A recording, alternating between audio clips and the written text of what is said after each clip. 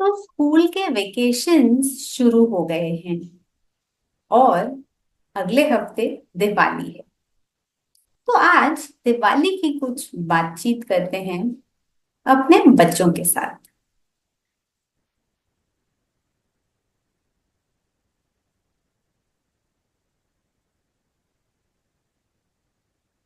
अब आप स्क्रीन पर तीन चित्र देख रहे हैं।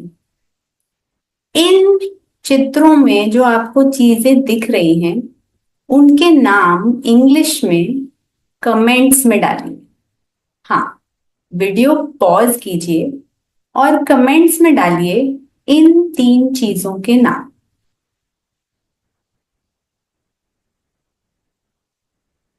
डाल लिया? अब दिवाली के रिलेटेड कोई और तीन चीजें सोचिए और उनके भी नाम डाल दीजिए कमेंट्स में। Aditi, mummy, why are you cleaning your drawer? तो अदिति आके माँ से पूछती है कि आप आपका कबर्ड या अलमारी क्यों साफ कर रहे हैं?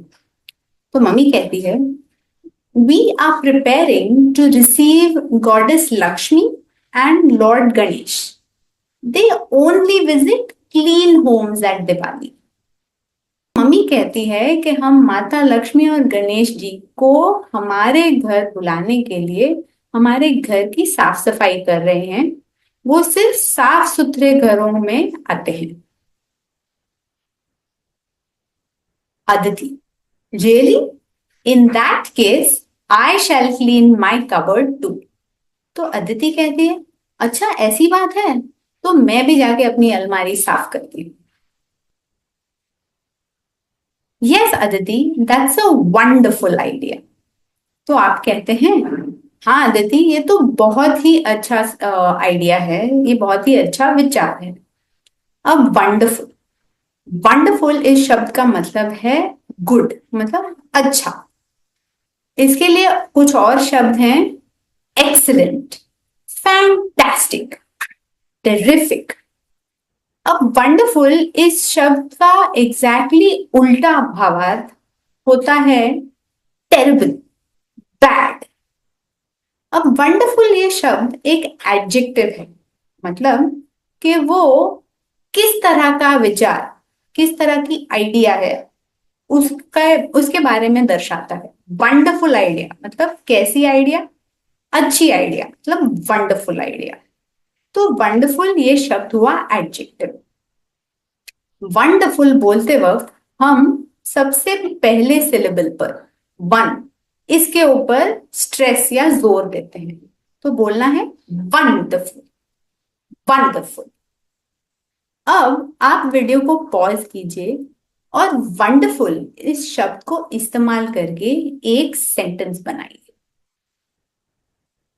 बना लिया? कमेंट्स में डाला ना वो sentence?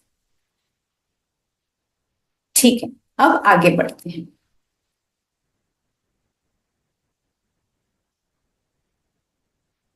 Mummy, I have finished cleaning my cover. तो अदिति ने अपनी अलमारी साफ कर ली है और यही वो आके अपनी माँ से कहती है। Excellent, would you like to help me make some sweets? तो अब उसकी माँ कहती है, एक्सीलेंट, बहुत अच्छा, क्या तुम कुछ मिठाई बनाने में मेरी मदद करना चाहोगी? तो वुड, अब वुड ये शब्द है, ये हम किसी को कुछ मांगते वक्त, कुछ रिक्वेस्ट करते वक्त इस्तेमाल करते हैं। तो यहाँ पे अदिति की माँ अदिति की मदद मांग रही है, इसीलिए उन्होंने सवाल पूछते वक्त वुड इस शब्द का इस्तेमाल किया है। Would you like to help me make some sweets? तो अब आप वुड शब्द का इस्तेमाल करते हुए एक सवाल सोचिए। अब इस सवाल का जवाब अदिति देती है, आई लव टू मम्मी। मतलब वो हाँ कह रही है कि हाँ, मुझे आपकी मदद करना बहुत अच्छा लगेगा।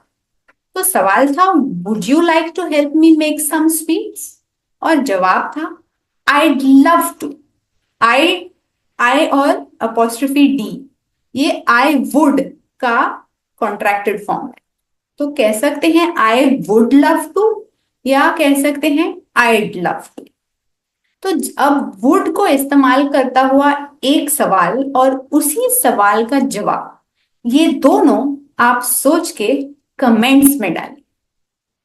हाँ, वीडियो पॉज कीजिए और कमेंट्स में डालिए। डाल लिया?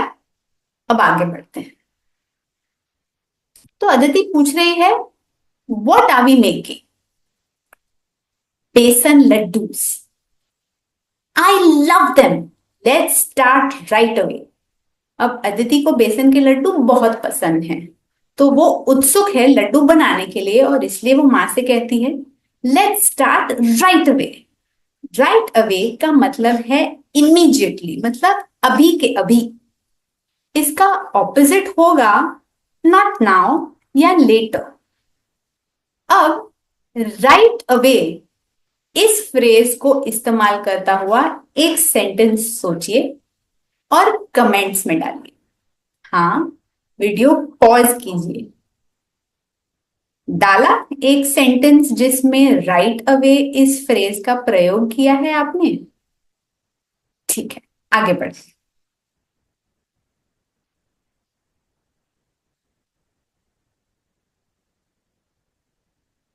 Finally we have finished making 2 kgs of besan laddoos. तो माँ अदिति से कहती है, अब हमने 2 किलो बेसन के लड्डू बना ही लिए हैं। अदिति पूछती है, when can we eat them? मतलब हम ये खा कब सकते हैं? Now you have earn them. तो अदिति की मम्मी कह रही है, अभी तुमने ये लड्डू कमाए हैं। अर्नड। अर्नड इस शब्द का मतलब है, ये एक वर्ब है और इसका मतलब है कोई चीज कमाना, या to win the right to something by working hard. तो मेहनत करके कोई चीज कमाना, इसका मतलब है, इस शब्द का मतलब होता है। अर्न इस शब्द को जब हम प्रोनाउंस करते हैं तो आप देखेंगे मुंह में ज्यादा मूवमेंट नहीं करनी है, थोड़ा सा सिर्फ हमारी जीभ पीछे की तरफ जाएगी, तो अर्नड, ये हुआ इसका प्रोनाउंसिएशन, अर्नड। अब अर्न इस वर्ब को, टू अर्न इस वर्ब को इस्तेमाल करते हुए एक सेंटेंस आप सोचिए और कमेंट्स में डालिए। वीडियो को पॉज कीजिए। हाँ, मैं रुकी हूं। डाल दिया ना सेंटेंस? ठीक है, आगे बढ़ते हैं। Mummy they are delicious. Delicious इस शब्द का मतलब है बहुत ही टेस्टी। तो डिलिशियस मतलब टेस्टी।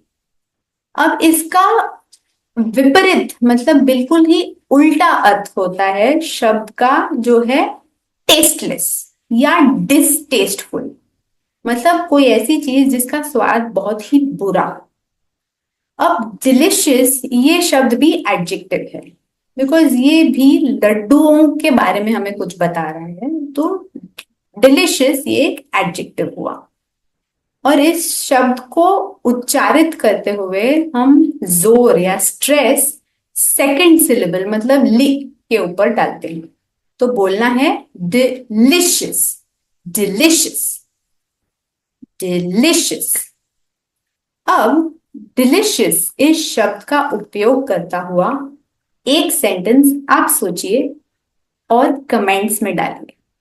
अब दिवाली आ रही है, बहुत सारी डिलिशियस चीजें आप जरूर खा रहे होंगे, तो ये तो आसान बात है।